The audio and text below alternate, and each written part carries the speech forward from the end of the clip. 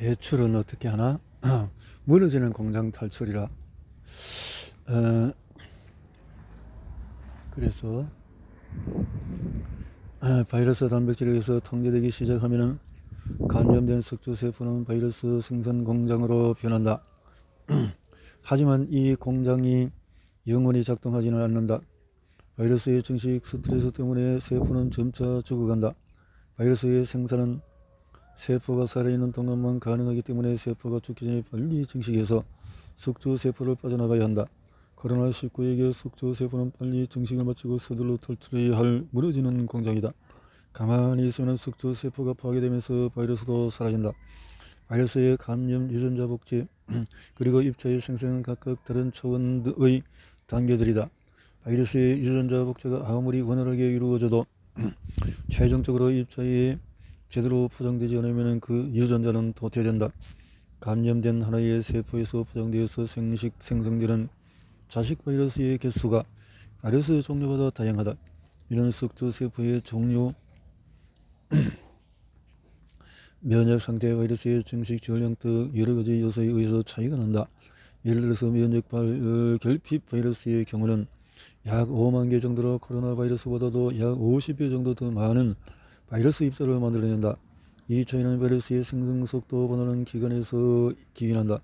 면역 결핍 바이러스의 경우는 숙주세포가 가능한 한 썩지 않도록 관리한다. 그리고 이 안식처에서 오랜 기간에 걸쳐 바이러스 입자를 조금씩 계속 생산해낸다. 감염된 세포를 가능한 한 오랫동안 살려두려는 이런 특성 때문에 바이러스 감염 세포가 가끔 암세포로 전이 되는 경우도 발생한다. 앞서 이야기한 대로 감염 복제 배출이 구분되는 단계이기 때문에 숙주세포를 감염시켜서 죽지 않도록 불멸화만 시키고 바이러스 복제와 배출에 실패하면 암세포가 되는 것이다. 바이러스의 목적은 세포를 죽이는 것이 아니라 자신을 복제하는 것이기 때문에 이 경우에 실패한 감염이라고 해서 유산된 감염이라고 한다. 바이러스의 입장에서는 감염과 복제만큼이나 유전자를 포장해서 입자를 만들고 이를 배출하는 것도 중요한 단계다. 이 과정까지 마쳐야 바이러스의 증식이 완료된다. 코로나 바이러스의 경우에 필요한 구조 단백질의 mRNA들이 모두 준비되면 본격적인 유전자 포장 작업이 시작이 된다. 바이러스 입자는 유전자를 보호하고 적합한 숙주세포를 찾아 들어가기 위한 단백질들로 구성이 된다. 앞에서 바이러스의 포장 방식에 따라서 나체 바이러스와 외막 바이러스로 크게 나눌 수가 있다고 했다. 나체 바이러스는 단백질만으로 구성된 단단한 껍데기로 포장이 되고 외막 바이러스는 단백질이 결합된 느슨한 세포막이 포장된 재료가 된다. 흥미로운 점은 신종 바이러스의 후보는 대부분 외막 바이러스라는 것이다. 여기에는 합리적인 이유가 있다. 나체 바이러스의 유전자 크기는 껍데기 부피에 의해서 크게 제한을 받는다. 포장 박스의 크기가 정해진 셈이어서 담을 수 있는 유전자 크기에도 제한이 발생한다. 이런 바이러스의 유전자는 정보를 최대한 압축해서 저장해야 하는데 가장 줄이기 어려운 정보는 유전자를 복제하는 중갑효소 단백질 정보다. 이 정보는 바이러스의 이기적인 유전자의 핵심이다. 반면에 정보를 줄일 여지가 가장 많은 것이 껍데기를 만드는 정보다. 최소의 정보로 가능한 한 큰 부피의 껍데기를 만드는 것은 반복되는 구조체를 결합해서 공 모양으로 만들면 된다. 나체 바이러스들의 껍데기들이 대부분 오각형과 육각형의 가죽 조각이 연결된 축구공의 동일한 구조를 가지는 것은 이 때문이다. 19-1은 나체 바이러스 중에서 아데노바이러스의 전자현미경 사진이다. 특히 크기가 작은 나체 바이러스들은 유전 정보의 공간의 제한으로 서너 개의 단위체를 만들고 이를 연결해서 껍데기를 만들기 때문에 그림처럼 정20면체의 기하학적인 구조를 가지게 된다. 복잡한 기하학적인 구조를 연구하면서 눈치챌 수 있겠지만 이런 껍데기 단백질 정보는 돌연변이에 아주 취약하다. 특히 단위체들이 연결되는 부위에 변이가 생기면 공 모양의 껍데기 만들지 못한다. 그런데 이 껍데기는 숙주세포의 소형체와 상부 결합을 하는 구조도 포함되어 있기 때문에 완전히 새로운 항원의 변이가 만들어지기가 어렵다. 정20면체 구조의 아데노바이러스. 아데노 바이러스, 코로나 외막의 스파이크, 외막 스파이크. 결과적으로 껍데기의 크기와 구조의 제약은 바이러스의 항원 다양성을 크게 제한한다. 간단히 말하면 나체 바이러스의 경우는 종근 장벽을 건드는 신종 바이러스가 되기 힘들다는 뜻이다. 대신에 단단한 껍질 덕분에 유전자를 더 안전하게 보호할 수 있기 때문에 장식은 외부 환경에서 감염력을 유지해야 하는 소화기 바이러스들의 껍데기로 유리하다. 그리고 이 나체 바이러스들은 증식이 충분히 되면 세포를 터뜨려 죽이는 과격한 방식으로 배출이 된다.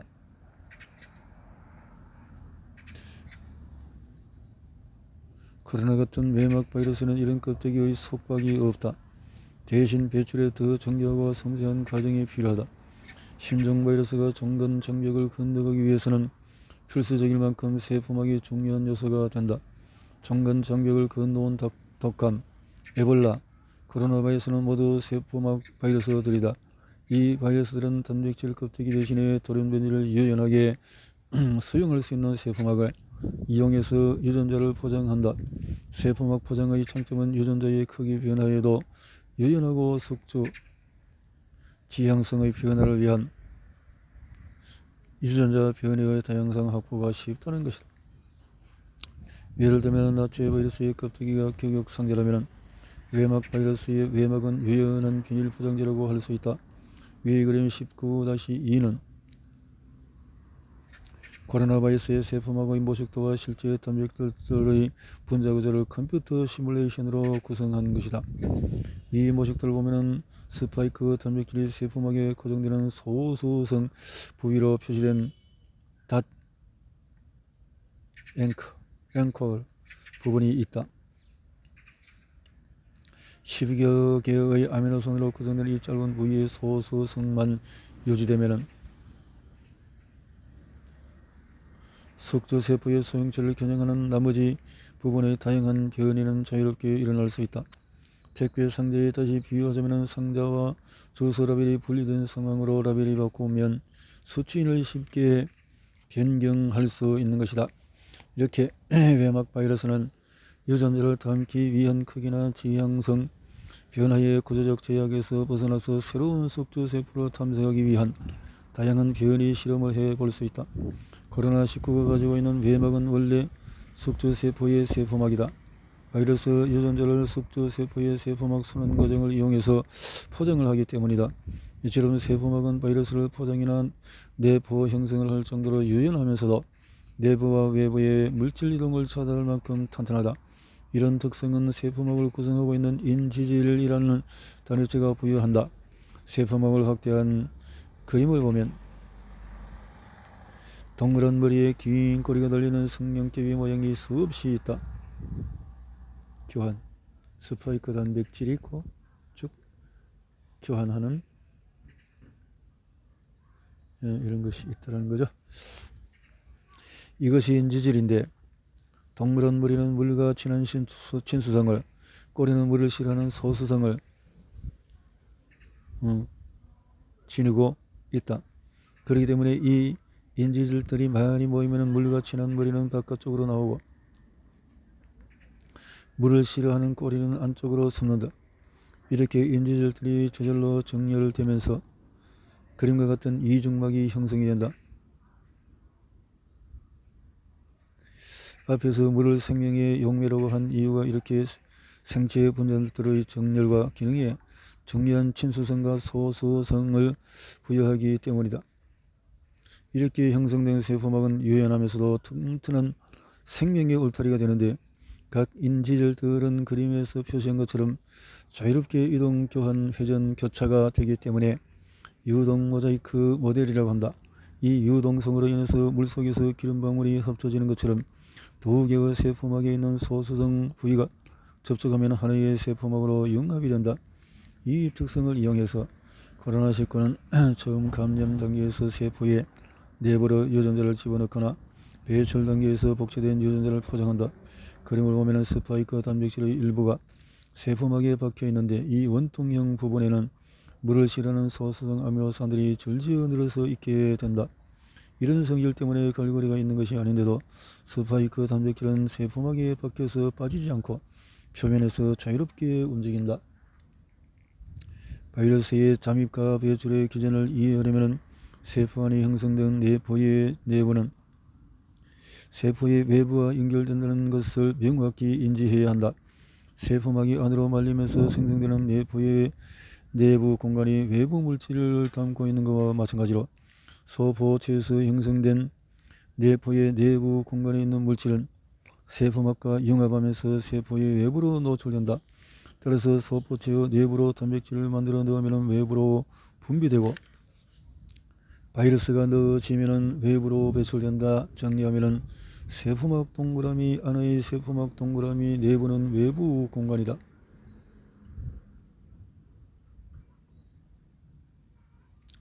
코로나 바이러스의 복제 전사 복합체가 복잡한 과정을 거쳐서 만들어낸 구조단백질의 mRNA는 각각 리보솜과 결합한다. 그리고 원형 유전자와 동일한 게시 신호를 가진 구조단백질 정보를 해석하는 리보솜은 바로 신호인식 단백질에 인식되어 조면 소포체로 이동된다. 이제 조면 세포체의 세포막에 생성된 구조단백질들은 만들어짐과 동시에 고정된다. 그리고 스파이크 단백질을 포함한 바이러스의 외부 구조단백질들의 밀도가 높아지면 조면 세포체의 세포막이 만두 피처럼 넓게 펴지면서 떨어져 나오기 시작한다. 하면 코로나 바이러스의 원형 유전자도 주형 가닥에서 계속 복제된다. 이렇게 만들어진 RNA 유전자는 구조단백질 중의 하나인 바이러스 핵단백질과 결합한다. 핵단백질과 결합된 코로나의 유전자는 만두소처럼 뭉쳐진다. 그림 19의 4처럼 만두소 만두피처럼 퍼져있는 포장용 이중막이 핵단백질 유전자 복합체와 접촉하면 만두를 빚는 것처럼 저절로 둘러싸이게 된다. 마지막으로 바이러스의 특수한 기능 단백질이 동그랗게 말린 포장 이중막의 꼭지를 끊어주면 완전히 세포막 포장지를 둘러싼 바이러스 입자가 내부의 내부 공간으로 만들어진다.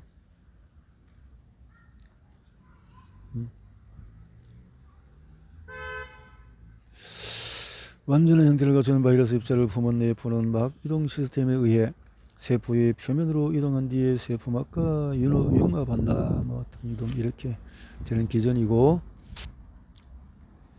코로나 바이러스의 포장이 이루어지는 소포체는 세포막의 순환 시스템의 일부이다. 그래서 그때 세포막은 외포 과정을 통해서 보충되는데 이를 이용해서 바이러스는 외부로 나가는 것이다. 이렇게 세포막 순환선을 멀리 타고 다니는 바이러스는 완벽한 무임 탑승객인 셈이다. 이렇게 경보 감염세포의 호각소리. 바이러스에게 일방적으로 당하기만 했다면 인류라는 종은 없을 것이다. 우리에게는 면역이라는 뛰어난 방어 시스템이 있다. 감염세포는 바이러스의 위험을 감지하고 경보를 발령한다. 위험에 빠진 세포가 호흡을 불며 경보를 보내는 신호가 바로 인터페론이다. 이것은 코로나19 면역사에서도 벌어질 치열한 면역전쟁의 시작을 알리는 선전포고와도 같다. 하지만 과학자들은 오랫동안 괴롭힌 수수께끼 같은 세포가 인터페론을 분비하기 위해서 바이러스의 위험을 감지하는 기전이었다. 아무리 뛰어난 방어 시스템도 경보가 제대로 작동하지 않으면 무용지물이다. 대부분의 바이러스는 인체의 면역에 의해서 금방 제압이 된다. 이 면역 반응이 바로 경보 신호인 인터페론에 의해서 시작이 된다. 과거에 다른 걸치한 발견들과 마찬가지로 인터페론도 60여 년 전에 우연히 발견되었다. 1950년대 말 영국 국립연구소 과학자들이 바이러스 증식을 시키기 위해서 세포를 배양하고 있었다. 실수였는지 실험이었는지 알 수가 없지만 어느 날 배양액을 갈아주다가 감염시킨 세포에 배양액을 버리지 않고 새로 배양하던 세포에 다시 넣어주었다. 감염된 세포의 배양액에는 바이러스가 포함되어 있기 때문에 새로 배양하던 세포에서 당연히 감염이 발생했다. 하지만 아무런 변화가 없었다. 정제된 바이러스를 접종하고 다시 실험을 해봤지만 역시 감염이 일어나지 않았다. 이 현상에 대해서 가능한 해석은 처음 감염된 세포들이 바이러스 감염을 억제하는 어떤 물질을 분비한다는 것이었다. 그들은 더욱 정교한 실험을 수행하여서 논문을 발표했는데 이 물질에 대해서 감염을 간섭한다는 의미로 인터페론이라는 이름을 붙였다. 논문이 발표되면서 인터페론의 신기한 능력이 이끌린 수많은 과학자들이 후속 연구에 합류한다. 이후에 세포들이 서로 소통하는 방법에 대해서 분자 생물학적인 기전들이 속속 규명이 되었다. 다세포 생물에는 구성세포들의 협력이 아주 중요하다. 협력이 없다면 그것은 다세포 생물이 아니라 그냥 세포 덩어리일 뿐이다. 그리고 소통이 없으면 협력도 없다. 세포들이 소통하기 위해서는 전령 단백질을 이용한다. 전령 단백질은 정해진 신호를 담은 쪽지 역할을 한다. 이 신호는 3차원 구조에 의해서 구분이 된다. 이들의 구조는 작고 단단하게 압축되어 있다. 인체의 구석구석까지 갈 수 있어야 하고 멀리 이동하는 동안의 구조가 안정적으로 유지되어야 하기 때문이다. 많이 사용하는 종류는 호르몬 성장 인자 사이토카인 등이다. 이들은 모두 크게 사이토카인의 범주에 들어갈 수 있지만은 구체적 기능을 기준으로 세분화해서 연구를 한다. 일반적으로 호르몬은 인체의 항상성 조절, 성장이 되는 세포의 분화와 증식, 그리고 사이토카인은 면역의 통제로 정리를 좁혀서 사용한다. 인터페론을 시작으로 수많은 사이토카인들이 발견되었다. 하지만 그 중에서 인터페론이 특별한 것은 처음 발견돼서가 아니라 바이러스에 대항하는 면역 과정이 인터페론의 분비로 시작되기 때문이다. 하지만 호흡기 상피세포 같은 일반 세포들이 어떻게 바이러스 위험을 감지해서 인터페론을 분비하는지 최근까지 풀리지 않은 수수께끼였다. 아무리 최첨단의 방어 시스템이라도 위험이 일단 감지되어야 작동한다. 면역에서 말하는 위험은 내가 아닌 나무의 존재다.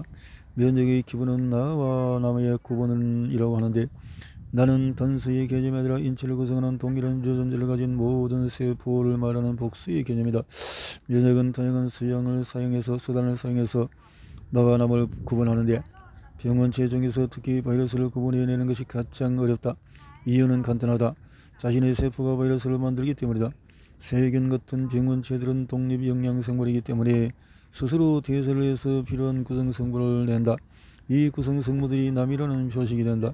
예를 들어서 세균은 세포벽이라는 구조를 가지고 있다. 세포벽의 질환은 세균이 만들어내는 고분자 물질인데 사람의 세포에는 세포벽이 없다.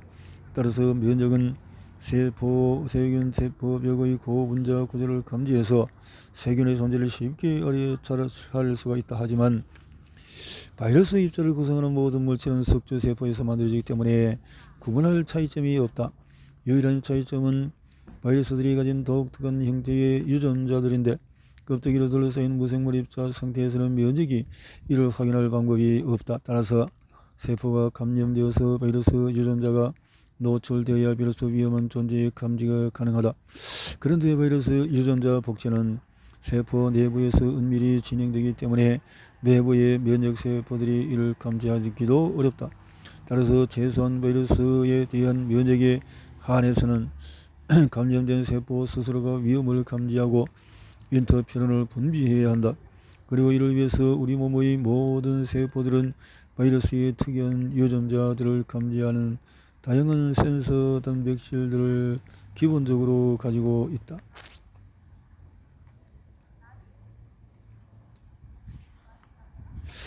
코로나 바이러스의 유전자가 들어가서 최초의 해석을 끝낼 때까지도 석주가는 호흡기 상피세포는 위험을 감지하지 못한다.